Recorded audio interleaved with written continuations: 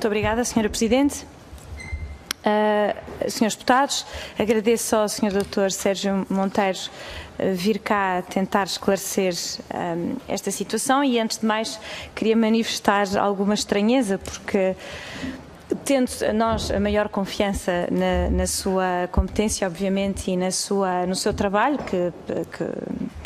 no qual confiamos totalmente, realmente também nos parece que o Sr. Doutor não foi o responsável por esta venda. Temos toda a confiança em si, mas na realidade acho que faz sentido perguntar se teve algum papel na definição do caderno de encargos, no mandato, na decisão que foi tomada. E acreditamos que fez um papel obviamente competente na questão do aconselhamento, enfim, enquanto consultor, mas queria lhe perguntar então se tinha algum papel de decisão, se tinha tomado alguma decisão real, enfim, efetiva neste processo.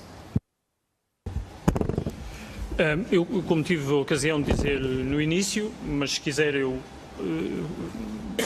recordo apenas por uma questão de sistematização, como é que a governance do processo estava feita, como é que eram as regras do governo do processo. Na prática, todas as decisões, todas, sem exceção, foram tomadas pelo Conselho de Administração do Banco de Portugal. O Banco de Portugal delegou na equipa da qual eu fazia parte e coordenava, mas que tinha também o Dr. João Freitas e o Dr. José Brito Antunes nessa mesma coordenação, a implementação operacional das decisões e das orientações que recolhíamos do Conselho de Administração. Nós todas as semanas fazíamos um ponto de situação ao Conselho de Administração dos trabalhos da semana anterior. O Conselho de Administração dava-nos orientações em algumas semanas, tomava decisões noutras semanas, sempre que se impunha, mas da parte da equipa operacional, também para lhe ser totalmente sincero, houve total concordância com as decisões tomadas pelo Conselho de Administração do Banco de Portugal. Não houve nenhuma dissonância entre a equipa que aqui está presente nas recomendações que formulava e nas decisões que foram tomadas pelo Conselho de Administração do Banco de Portugal. Referia os termos do caderno de encargos. Nós recolhemos a orientação do Conselho de Administração, elaborávamos. O Dr. José Brito Antunes é o diretor da área jurídica, portanto, a robustez jurídica dos procedimentos e todas as decisões esteve sempre presente. Entre uma decisão que podia parecer melhor aos olhos de quem a visse de fora, mas que era mais temerária, ou uma decisão robusta do ponto de vista legal, optámos sempre pela robustez legal desses mesmos procedimentos e, portanto, nós recolhíamos as orientações e implementávamos-las com esta governance que acabei de descrever. Muito bem. Então, confirma realmente que a autoridade e o poder de decisão estava com o Banco de Portugal e aproveitava para lhe perguntar, então, de quem é a decisão das garantias do Estado neste processo e, de forma geral, da intervenção, enfim, do papel que resta ao Estado ainda e ao Fundo de Resolução na atual, enfim, solução. Uma vez mais, os termos da transação foram formalmente aprovados pelo Conselho de Administração do Banco de Portugal e pela Comissão Diretiva do Fundo de Resolução. Não houve nenhuma outra entidade que tenha tido intervenção nesse processo de autorização, como era nosso dever. E como eu disse nas respostas às perguntas do deputado João Galamba, tivemos o cuidado em todos os momentos do processo de podermos estar em estreita ligação com o Governo, com o Banco Central Europeu enquanto supervisor e a Direção-Geral de Concorrência enquanto entidade que verificava o cumprimento dos compromissos entre o Estado português e a Comissão Europeia.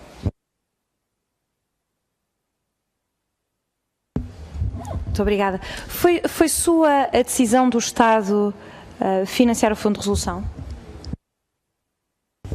Não.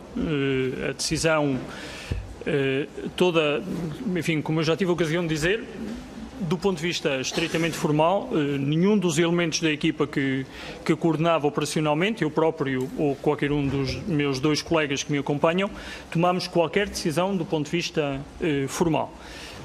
O Conselho de Administração decidiu com base numa recomendação feita pela equipa, mas eu também não queria deixar aqui nenhum equívoco. Nós consideramos que, em face das regras do procedimento, em face das soluções alternativas e da implicação dessas soluções alternativas, quer nas contas públicas, quer na percepção do país, nós sentimos-nos confortáveis em fazer a proposta ao Conselho de Administração do Banco de Portugal para que o Conselho de Administração do Banco de Portugal pudesse sobre ela decidir. Portanto, da mesma forma que não as tomámos formalmente, não queria esconder-me nos formalismos para não deixar claro que a equipa esteve sempre confortável com as decisões que foram sendo tomadas pelo Banco de Portugal. Passando então agora à proposta que foi, enfim, aparentemente que está agora em cima da mesa e que foi aceita. Quando a Lone Star foi considerada potencial comprador e eventualmente agora aceite, é uma instituição que tem umas características específicas, é um fundo private equity, tem características próprias em termos de longevidade dos investimentos que faz e da própria rentabilização dos ativos. E há partidos aqui que apoiam o governo e que têm por hábito chamar este tipo de instituições fundo abutre. Mas não usando essa expressão, acha que é um tipo de instituição, quando foi à altura de avaliar as propostas, foi o tipo de instituição que estava a ser, enfim, que estava a fazer as propostas foi analisado e ponderado?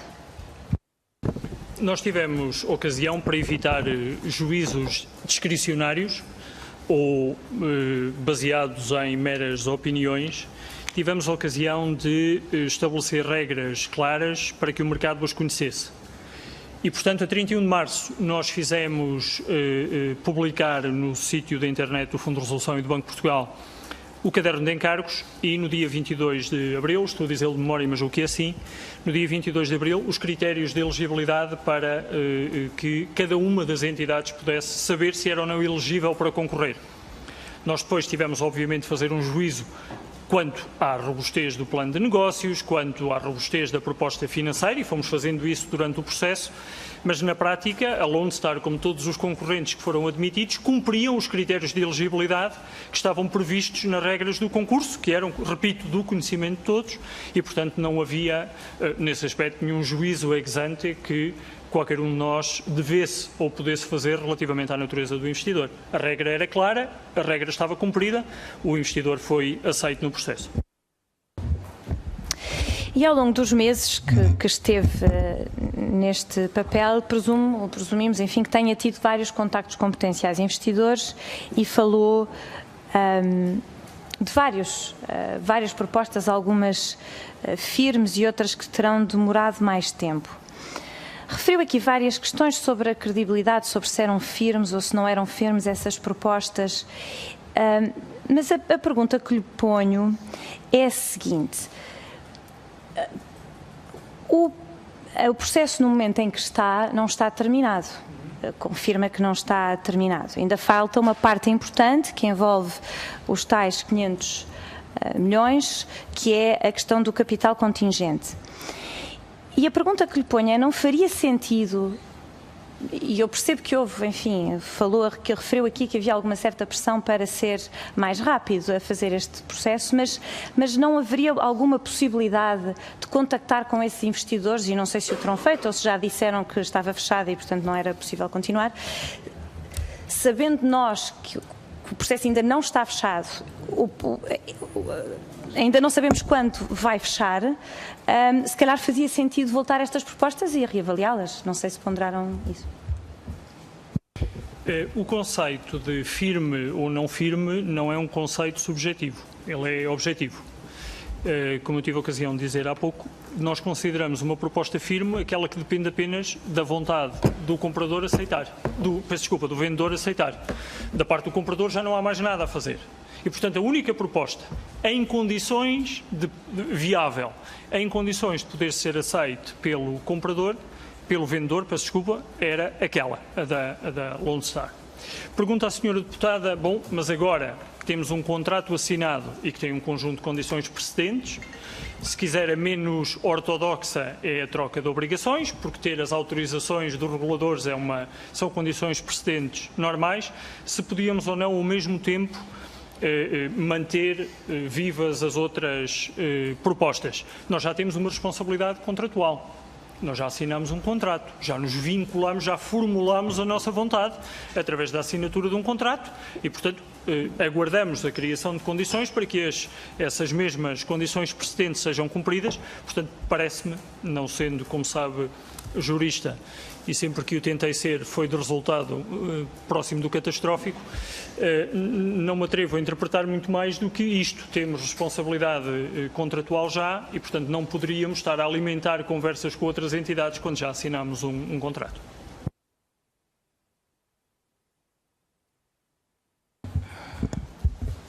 Certo, e eu compreendo isso, mas a questão que se põe é havia muita pressa para realmente chegar a este processo e, na realidade, esta solução é uma solução aparentemente incompleta, não é? Porque, na realidade, nós chegamos a este momento em que existe um contrato, mas a indecisão é muito grande, sobretudo nesta questão do capital contingente.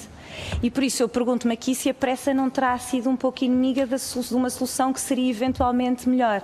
Porque se havia assim tanta pressa, mas depois realmente não se concretiza, enfim, é um pouco inútil a pressa, se me permite esta expressão.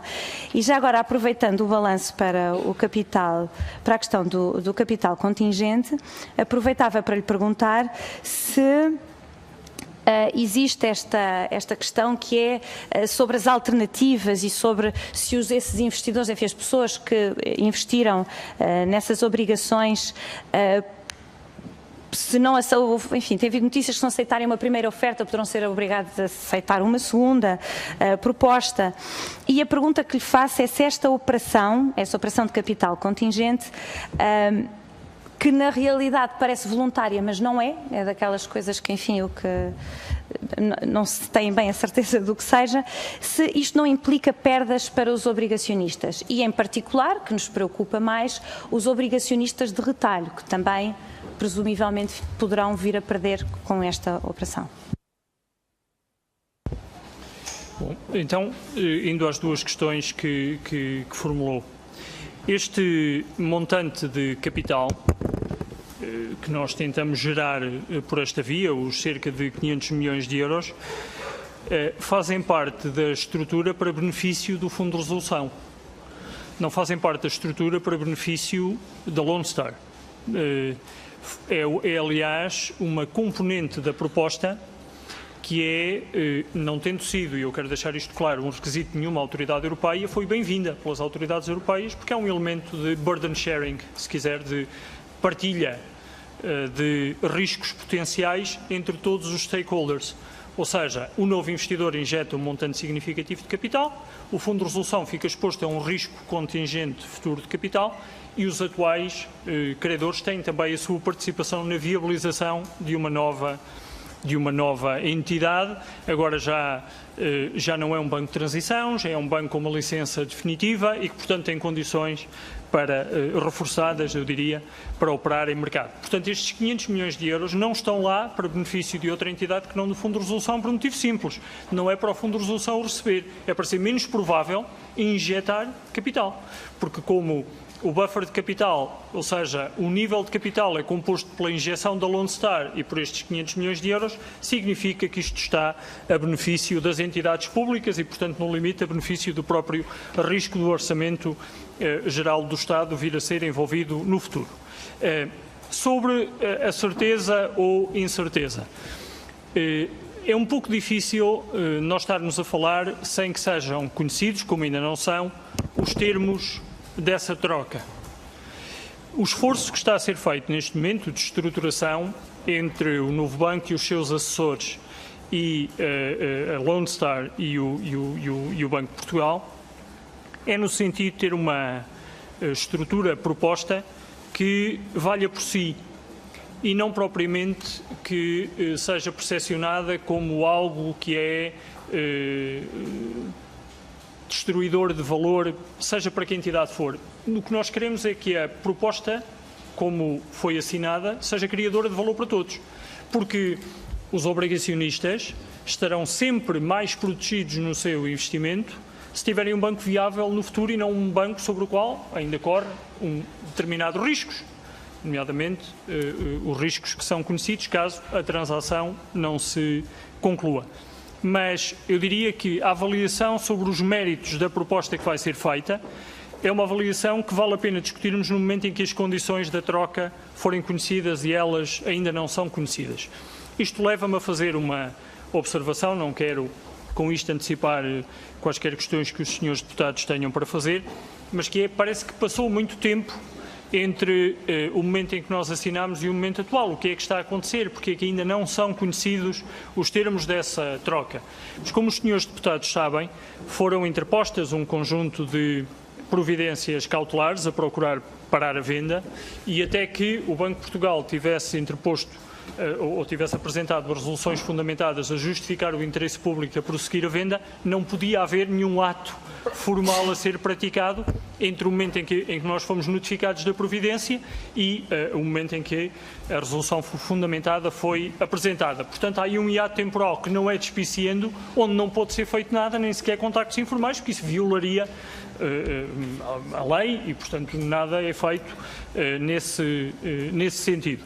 Mas a nós continua a parecer-nos que a probabilidade da operação concluir é muitíssimo significativa, porque os investidores perceberão, julgamos nós, que a proposta de valor que é feita nesta operação de troca de obrigações preserva o essencial desse mesmo valor que eles detêm neste momento e retira a incerteza sobre a conclusão do processo de venda. Muito obrigada. Pode-me, tendo essas limitações que acabou de explicar, não pode ainda assim dar-nos duas questões. Se não pode ainda assim dar-nos um valor de ordem do que é as perdas estimadas nessa operação, um valor, uma ideia de valor, e depois falou sobre o facto desta operação trazer realmente um benefício para o Fundo de Resolução. Então, o que é que acontece se a troca não se realizar?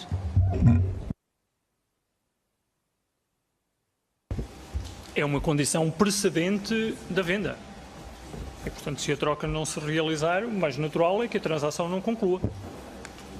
Sendo uma condição precedente não estando cumprida, o mais provável é que a transação não conclua. Mas eu quero repetir isto porque nunca é demais repetir. A profunda convicção que temos, em conjunto com a Lone Star e com o banco, com o novo banco, é que os termos a ser apresentados aos obrigacionistas atuais serão de tal forma que a adesão à operação será de molde a que a transação conclua. Relativamente às perdas, tal como lhe chama, a criação de valor de capital de 500 milhões de euros pode chegar de várias formas. Pode ser por redução dos juros, extensão de maturidade, redução do nominal, pode ser ou por uma conjugação de todas estas. Para gerar 500 milhões de euros, é sempre preciso que esses 500 milhões de euros sejam obtidos pelo somatório destas diversas partes. E, portanto, o nosso objetivo mantém-se, que é a geração de 500 milhões de euros de valor.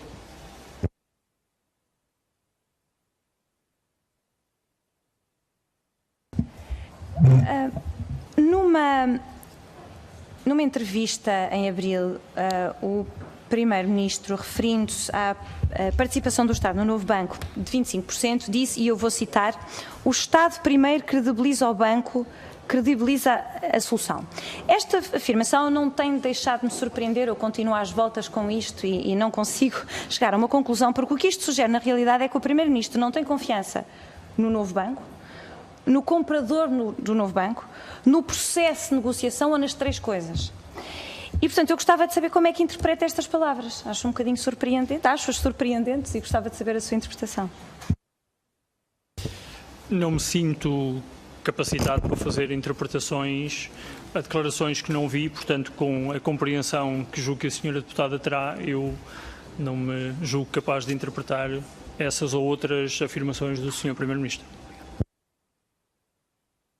O Primeiro-Ministro disse que considerava que, enfim, que o comprador precisava disto para ter o conforto do Estado. E eu gostava de saber como é que acha que o Estado pode dar um conforto nesta operação. O Estado, lato sensu, através do mecanismo de capital contingente via Fundo de Resolução, porque o que acontece no Fundo de Resolução tem expressão orçamental.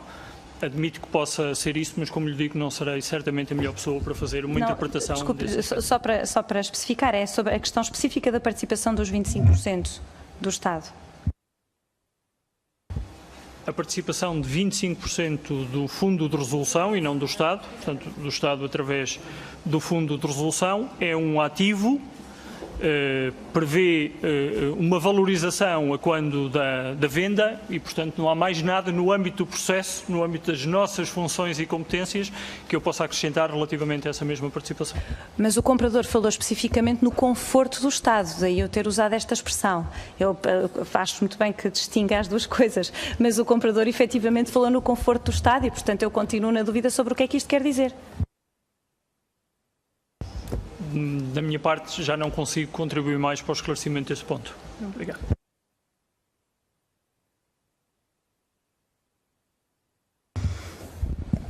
Para além desta participação do Fundo de Resolução, que é um conforto do Estado aparentemente para o Lone Star, o Estado tem a garantia de 3,9 mil milhões para certos tipos de ativos.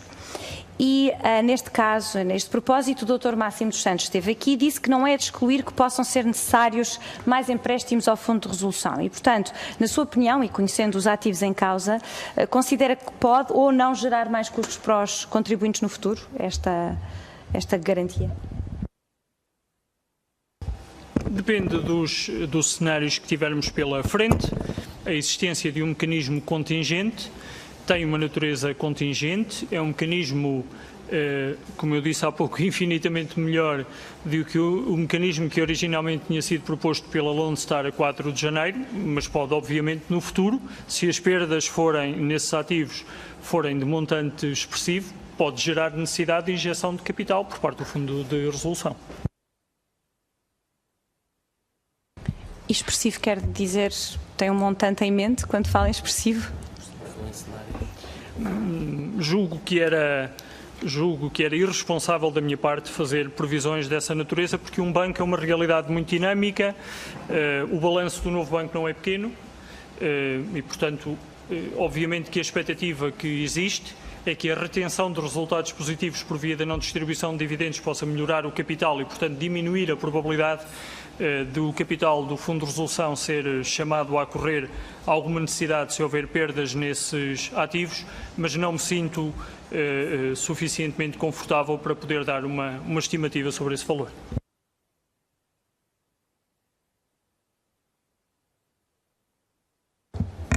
O Sr. Doutor referiu vários cenários possíveis de perdas, em particular no mecanismo de capital contingente, e queria confirmar que considera que há possibilidade de perdas e se nos pode indicar que tipos de cenários é que suscitariam essas perdas. Confirmo com certeza que pode haver perdas, isso sem nenhuma dúvida. Nós podemos ter cenários mais otimistas quanto a perdas desses ativos, cenários mais pessimistas, mas o mecanismo, eu recordo, é um mecanismo dinâmico. Não é um mecanismo que pega nas perdas daqueles ativos e que as transforma automaticamente em injeções de capital. Porque se houver perdas nesses ativos, é preciso ir verificar qual é o impacto que essas perdas têm no próprio rácio do banco. Ou seja, o primeiro teste que é feito é qual é o rácio de capital que o banco tem. E num segundo momento é verificado se há perdas naqueles ativos e por que montante. E depois é o menor dos dois que se gerar uma necessidade que levará à existência de uma injeção. Portanto, eu posso elencar-lhe 20 cenários diferentes em que as perdas são totais nesses ativos, por redução ao absurdo, aqueles ativos podem todos perder o valor total e, portanto, estamos no cenário extremo, como podemos estar no cenário extremo otimista, em que não há €1 de perda naqueles ativos. Mas esse é um exercício que eu, diria, me sinto bastante desconfortável em fazer, porque a performance daqueles ativos depende de uma série de ações que o próprio Fundo de Resolução pode influenciar. E, portanto, na prática, se o Fundo de Resolução, em conjunto com quem estiver a representar os seus interesses nesse comitê, verificar que há uma boa oportunidade de venda de um determinado ativo, deve fazê-lo. Isso reduz a probabilidade de haver perdas, reduz a probabilidade do capital ser chamado. Mas 8 anos, como imagina, é um tempo suficientemente longo para que nenhum de nós se sinta confortável, ou pelo menos eu não me sinto, certamente a fazer previsões relativamente à performance dos ativos. Mas desses cenários todos que referiu, que realmente são muitos, há de haver cenários que são os cenários principais, com os quais estão a funcionar as principais entidades, enfim, envolvidas no processo, o Fundo de Resolução, o próprio Novo Banco, a administração do Banco de Portugal. E, portanto, a minha primeira pergunta seria se nos pode dizer quais são esses cenários principais. Eu não estou, obviamente, a pedir que faça os cenários extremos, mas aqueles que um economista diria que está ali dentro das probabilidades, dentro de um intervalo de 95% de probabilidades, que é uma coisa razoável. Uma segunda pergunta sobre se falou sobre a gestão dos ativos. E a pergunta que eu gostava de lhe pôr aqui disse que seria feita, desses ativos específicos e problemáticos, seria feita através da nomeação de elementos independentes. E a pergunta que eu tenho é se essa gestão pode ser contratada com o próprio Novo Banco, porque obviamente o Novo Banco, sendo controlado pelo Lone Star, poderá aqui pôr problemas, talvez não de forma formal, mas problemas ainda assim de negócios de partes, enfim, relacionadas e interessadas, que eu gostava de saber. E no final, para terminar, Sra. Presidente, já agora sabendo sendo que não está, e nós sabemos, envolvido na questão do empréstimo, que entretanto foi, enfim, eu para simplificar e não querendo ofender ninguém, a borla que foi dada aos bancos no Fundo de Resolução, não é esse o seu trabalho exatamente, mas deve ter uma ideia sobre, neste processo de negociação, terá falado com bancos, e com a Associação Portuguesa de Bancos, e deve ter uma ideia, ou poderá ter uma ideia sobre qual é, ou resposta a uma pergunta que nós não conseguimos ter resposta, que é qual é o valor atualizado líquido do empréstimo que foi feito e a diferença pelo Estado ao Fundo de Resolução. Muito obrigada. Bom, relativamente aos cenários com 95% de probabilidade, eu não vou conseguir responder-lhe com o grau de conforto que julgo mínimo para que em consciência eu possa dar números nesta sede. Direi apenas que nós fizemos e apresentámos os cálculos ao Conselho de Administração do Banco de cenários de perdas dentro do intervalo que falamos, entre perda zero e a perda máxima.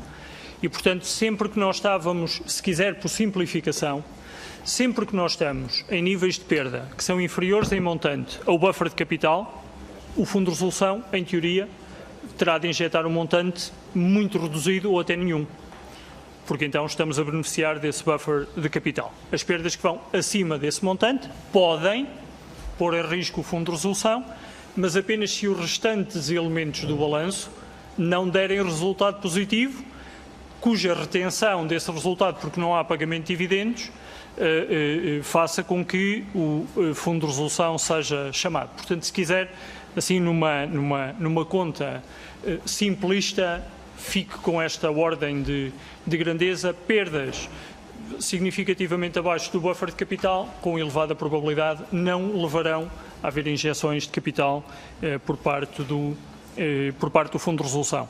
Relativamente ao valor atual líquido do empréstimo, eu julgo que ele é impossível de calcular. Eu julgo que não lhe deram o valor porque ele é impossível de calcular. Porquê? Se eu estou bem informado, e como sabem não estive envolvido nas negociações, mas a taxa é fixada todos os 5 anos. Portanto, é possível, em teoria, fazer uma estimativa do fluxo dos primeiros 5 anos atualizado, mas ao 6º ano, o empréstimo do Estado ao Fundo de Resolução terá uma nova taxa de juros e, portanto, não é possível saber-se hoje qual é essa taxa de juros e, portanto, é impossível verificar-se qual é o pagamento de juros e de capital e fazer o valor atual líquido. Portanto, eu julgo que essa conta não é possível de ser feita hoje, a não ser que eu esteja a ver alguma coisa mal.